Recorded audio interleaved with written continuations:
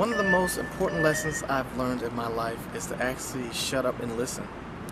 Stop acting like you know it all because you don't. Stop acting like you can just go out here and do anything without any help or without any guidance. You can't. You have a lot of people out there, a lot of young guys out there think they can do that. It's just to just sit back, be quiet, and listen. Keep your mouth shut and your ears open, and you can go far. You really can go far what you can observe without opening your mouth. What you do comes around. So try to do positive things, good things, which will increase the chances of positive, good things coming back to you. You can't do something to somebody and think it's going to just go away. One of the most important lessons I learned is being true to yourself. Be who you are. Live your truth. Especially being a black man, be proud of that. Overly dedicate myself to my work and my craft.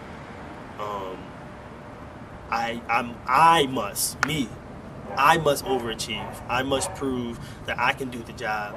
Not just do it, I can do it 10 times better. If you have kids as a black man, you are obligated to raise those kids to the best of your ability, especially if you're raising young men and young women. If you have a daughter, fathers, you have a double duty and a double responsibility to be a man and to be a shining example of what a man's supposed to be, because she's gonna be, maybe one day she's gonna be somebody's mother, and she's gonna know how she's a lady, so she has to know how to represent herself as well as represent you.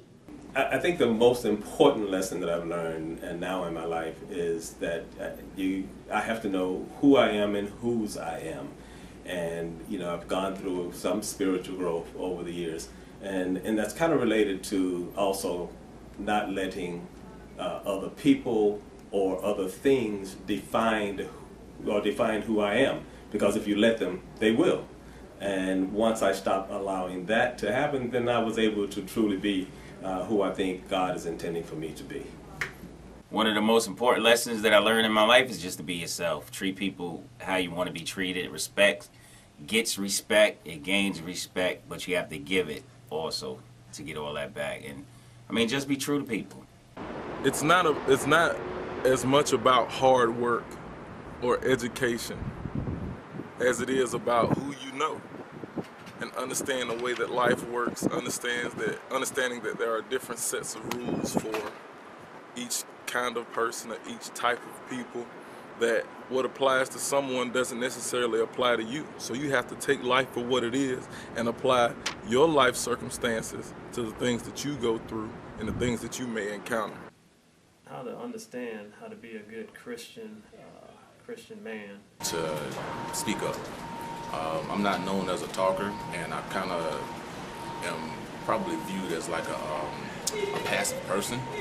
Let a lot of stuff slide, but how they say, closed mouths don't get fed.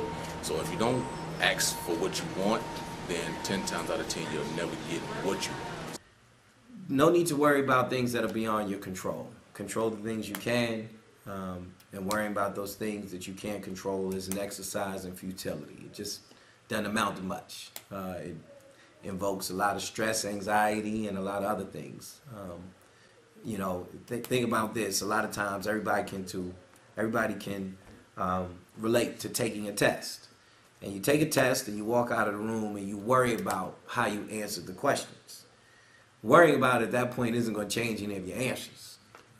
So at that point it's beyond your control. The grade you're going to get is the grade you're going to get. So probably better to move some of those energies and efforts and thought and brain power related activities to something else that's a little more meaningful, that can lend itself to you being more successful. That you have to give back, and you have to appreciate every day, because you never know if you're going to wake up the next day. And you have to appreciate your family. You have to just appreciate everybody that's around you. Family, you have to make sure that your family knows how you feel every day.